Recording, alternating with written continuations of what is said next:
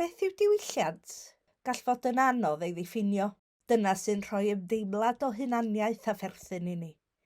Dyna'r straeon rydyn ni'n meddwl sy'n bwysig, ein pobl a'n iaith, ein hanes a'n chwedlau, ein cerddoriaeth, tirweddau, adeiladau a sefydliadau, a llawer mwy. Drwy gydol mis Medi a mis Hydref 2022, mae prosiect Casglu Cymraeg wedi bod yn gofyn, beth hoffech chi ei roi ar fap ddiwylliant Sgogonwy?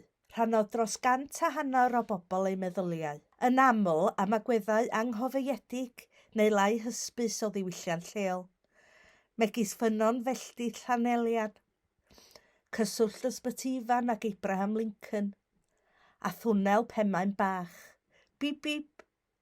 Mae'r rhain i gyd wedi nodi ar fap digidol rhyngweithiol. Roedd gweithdai dan arweiniad artist ac yn haliwyd mewn llyfrgelloedd o amgylch y sir, yn cynnig cyfle i bobl gyfrannu'n greadigol at fap gweledol o ddiwylliant yng Nghonwy, ac yn yrchwyd gan y gymuned. Mae'r ffilm hon yn rhoi cipolwg o rai o'r lleoedd sydd yn cael sylw a sgyrsiau sydd wedi digwydd fel rhan o'r prosiect Casglu.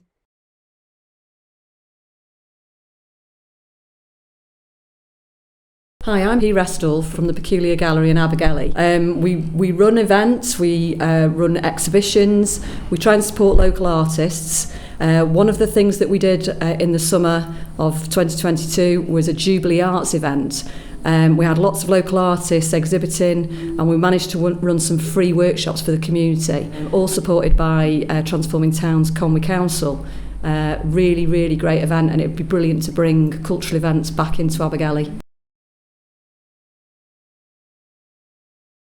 John William Hughes, well, the oldest to my knowledge is the harp, 1600 and something. They've got to be over 200 years old, haven't they? 250 years old. But I couldn't put dates on them. Mm-hmm. There's a Hesketh, as you said, was a pub. The Castle, the Bee, the Bull, the Gwyndy, the George. The Penabont, by the river. That's why the bridge is there, over the river.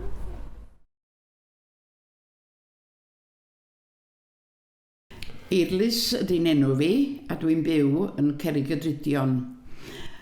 Maen nhw'n gofyn i mi siarad am y gweithdai fys i yn Llanrwst, hefo Nerys yn gwneud slow stitching o ddyn alw fo, a Chloe yn gwneud paper cutting.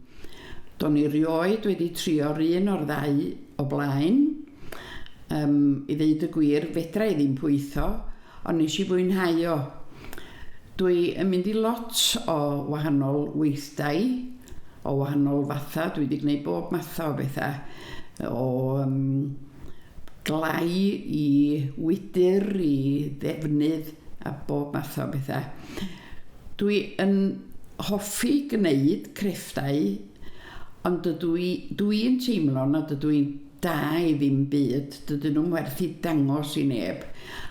A mae o mor hawdd mynd at efo'r gweithdai yma pan da chi'n cael gwneud y gwaith hefo bobl eraill.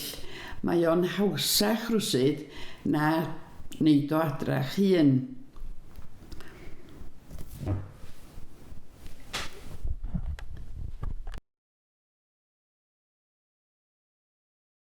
Hello, I'm Errol. I'm a priest in Conwy. Culture is a huge part of what we're a part of here.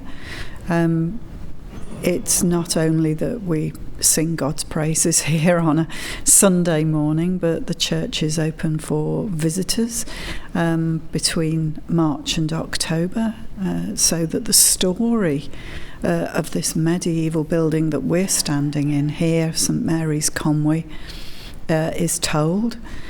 But also we have things like the Conwy Classical Music Festival, which draws audiences from a really wide area for all kinds of classical music. More contemporary music can really find a welcome here.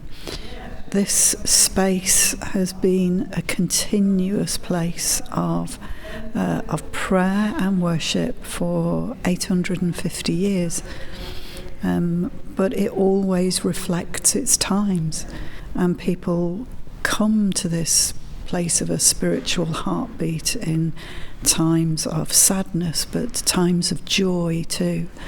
And culture really plays an important part in everybody's life. Hi, I'm Alex Ioannou, and I live in Bangor, but I often come to Conway in Llandudno to hang out. Coming to the cinema is one of the things that I come to do here.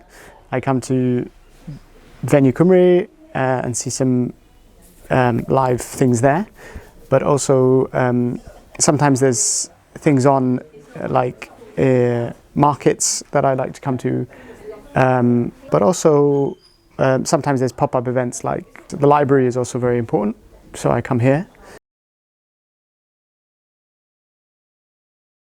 I'm Eunice and I live in Colwyn Bay. My favourite cultural thing in Colwyn Bay is the Eisteddfod gates at the entrance to Avis Park. They're beautiful ornamental gates with red dragons on them, and they were a gift to Colwyn Bay following the 1947 National Eisteddfod, which was held in the park. And it was the first Eisteddfod held in North Wales after the Second World War. There's also gorsedd stones in a gorsedd circle in Avis Park from that Eisteddfod. And the gates stand very proudly at the entrance to Avis Park, and they are well worth going to have a look at. Helo, fi ydy Aled Roberts. Dwi yma'n Llandudno heddiw. Dwi'n gweithio yn galeri Mostyn fan hyn. Dwi hefyd yn gweithio i'r Tai Gogledd Cymru, so shout i heina. Pan dwi ddim yn gweithio, dwi'n hoffi mynychu. Mae'n lot o caffis gwych. Na ddim enwi rai, ond mae'n Llandudno, Bai Colwyn. Dwi'n hoffi, mae tafarndau da, mae cwrw da, cwrw iawn ar y stryd lle dwi'n byw. Mae marchnad dda, especially mae artisan marchnad trydydd dy Sadwrn, sef mae gwerthod i Bai Colwyn adeg yna. Diolch i bawb sydd wedi cyfrannu at y prosiect. I weld y map diwylliant a darganfod mwy am y prosiect casglu a creu Conwy. Strategaeth diwylliannol Cyngor Bwrdeistref Sirol Conwy. Ewch i www.diwylliantconwy.com